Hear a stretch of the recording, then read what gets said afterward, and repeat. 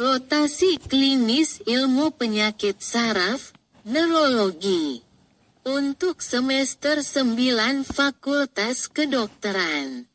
Rotasi klinis ilmu penyakit saraf pada semester 9 bertujuan untuk membekali mahasiswa dengan kemampuan mendiagnosis dan menangani gangguan sistem saraf pusat, otak, dan medula spinalis. Sistem saraf perifer, dan otot. Rotasi ini mengintegrasikan pengetahuan teori dengan pengalaman praktis dalam pemeriksaan neurologis, penegakan diagnosis, dan pemberian terapi yang sesuai. 1. Tujuan rotasi ilmu penyakit saraf kompetensi klinis, memahami fungsi normal dan patologis sistem saraf. Mendiagnosis berbagai kondisi neurologis berdasarkan anamnesis, pemeriksaan fisik, dan pemeriksaan penunjang.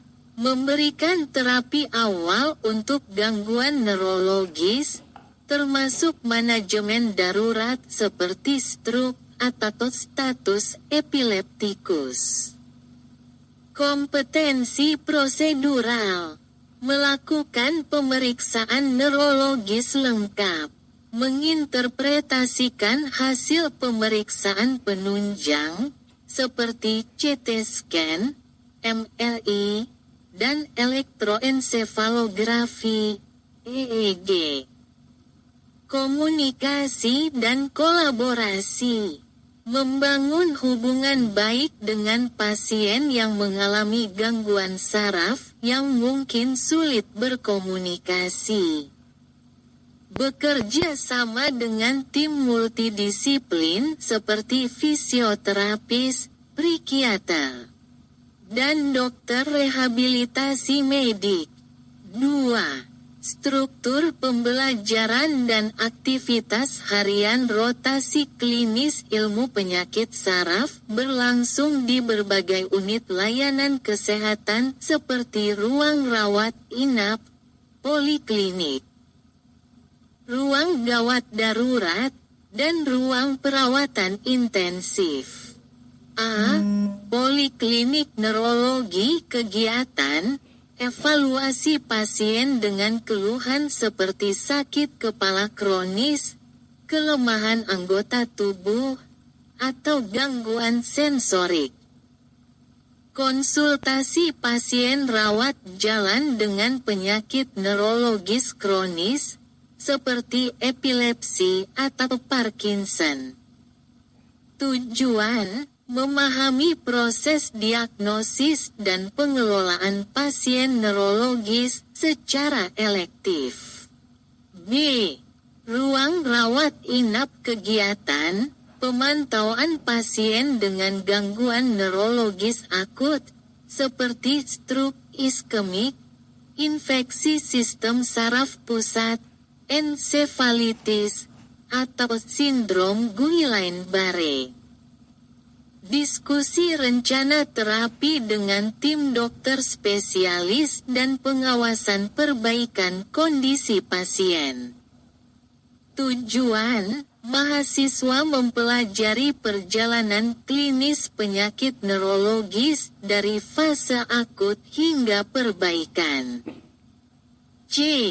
Unit gawat darurat neurologi kegiatan, penanganan kasus emergensi seperti status epileptikus, stroke akut, dan trauma kepala berat.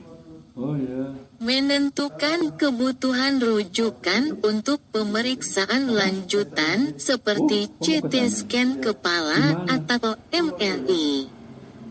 Tujuan, melatih mahasiswa dalam melakukan triase dan memberikan terapi awal pada kasus neurologis akut. D. Ruang perawatan intensif, neurologi intensif. Kegiatan mengamati penanganan pasien kritis dengan stroke perdarahan, cedera otak traumatik, atau ensefalopati. Penggunaan alat bantu seperti ventilator atau monitoring intrakranial pressure (ICP). Tujuan, mahasiswa memahami penanganan intensif pada gangguan neurologis berat. 3. Penyakit dan kondisi yang dipelajari ya. Stroke jenis stroke, stroke iskemik, penanganan fibrinolitik, jika memenuhi kriteria, atau antiplatelet. Stroke hemoragik, manajemen tekanan darah dan indikasi intervensi bedah. Keterampilan, penggunaan skala NIHSS untuk penilaian klinis stroke. Interpretasi hasil CT scan atau MRI otak. B. Epilepsi penyebab idiopatik, infeksi, trauma, atau kelainan struktural. Manajemen, stabilisasi awal pada status epileptikus. Pemberian terapi antiepilepsi sesuai jenis kejang. Keterampilan, membantu pemasangan EEG dan interpretasi pola kejang. C. Infeksi sistem saraf pusat jenis infeksi, meningitis bakteri, terapi antibiotik, dan kontrol komplikasi. Ensefalitis, diagnosis dan terapi antivirus. Keterampilan, melakukan lumbal fungsi untuk diagnosis cairan cerebrospinal. D. Cedera kepala dan spinal kondisi, cedera kepala ringan hingga berat. Stabilisasi awal dan indikasi imaging. Trauma medula spinalis, diagnosis defisit neurologis, dan stabilisasi tulang belakang. Keterampilan, pemeriksaan neurologis pada trauma kepala dan spinal. E. Gangguan neurologis kronis Parkinson, diagnosis berdasarkan gejala klinis dan respon terhadap terapi dopamin.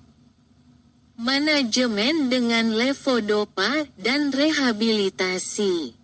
Multiple sklerosis, diagnosis berdasarkan gambaran MRI dan tanda klinis. Penanganan flare-up dengan kortikosteroid. Keterampilan, menginterpretasi hasil MRI untuk lesi demielinasi. F. Neuropati perifer penyebab. Diabetes mellitus, defisiensi vitamin B12, atau infeksi seperti lepra. Manajemen, terapi simptomatik dan kontrol faktor penyebab. Keterampilan, pemeriksaan fungsi saraf perifer menggunakan refleks dan tes sensorik. 4. Penguasaan prosedur klinis prosedur dasar, pemeriksaan neurologis lengkap, meliputi kesadaran, saraf kranial, motorik, sensorik, koordinasi, dan refleks. Tes fungsi kognitif menggunakan skala Mini Mental State Examination, MMSE. Prosedur lanjutan, dengan supervisi. Lumbal fungsi untuk analisis cairan cerebrospinal. Penilaian status kejang dengan EEG. Interpretasi CT scan atau MRI kepala. 5. Metode pembelajaran A. Bedside teaching, observasi dan partisipasi aktif dalam pemeriksaan pasien neurologis. B. Diskusi kasus, analisis kasus seperti stroke atau ensefalitis untuk memahami patofisiologi dan manajemen. C. Simulasi klinis, pelatihan lumbal fungsi dan resusitasi pasien dengan status epileptikus. D. Observasi dan partisipasi, mengamati prosedur intervensi seperti trombolisis atau dekompresi kranial. 6. Penilaian A. Evaluasi harian, penilaian keterampilan anamnesis, pemeriksaan neurologis, dan partisipasi dalam diskusi. B. Mini CEX, penilaian prosedural, seperti pemeriksaan saraf kranial atau interpretasi hasil imaging. C. OSCE, ujian berbasis simulasi untuk kasus neurologis. D. Logbook, dokumentasi pasien yang dikelola dan prosedur yang dilakukan. 7. Tantangan dan peluang tantangan. Kesulitan dalam memeriksa pasien dengan gangguan komunikasi akibat afasia atau defisit motorik. Kompleksitas dalam menegakkan diagnosis banding pada penyakit neurologis. Peluang. Rotasi ini memberikan pengalaman berharga dalam menangani gangguan neurologis akut dan kronis. Mahasiswa mendapatkan pemahaman langsung tentang teknologi diagnostik modern seperti MRI dan EEG. Kesimpulan, rotasi klinis ilmu penyakit saraf mempersiapkan mahasiswa untuk menangani berbagai gangguan sistem saraf dengan pendekatan holistik. Pengalaman ini membentuk dasar yang kokoh untuk praktik medis, terutama di bidang neurologi. Mahasiswa belajar untuk mengenali tanda-tanda awal gangguan saraf, melakukan pemeriksaan yang tepat, dan memberikan terapi yang efektif.